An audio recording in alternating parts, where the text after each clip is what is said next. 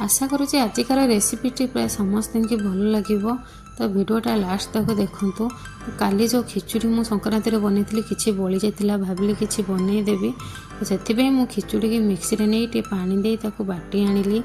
ताकू पूरा पेस्ट बनईबिनी जेहेतु आमर डाली आ मुग सीझी आगुरी एमती दरदरा की बाटी आणवे।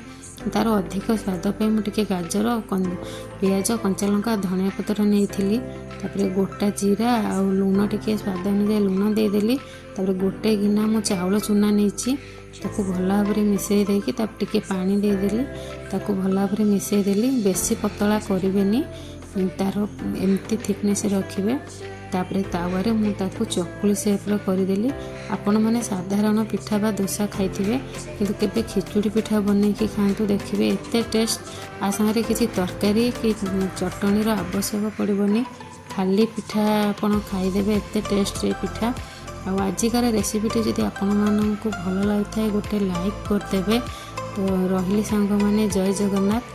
पुणी देखा हबो आ गोटे वीडियो रे।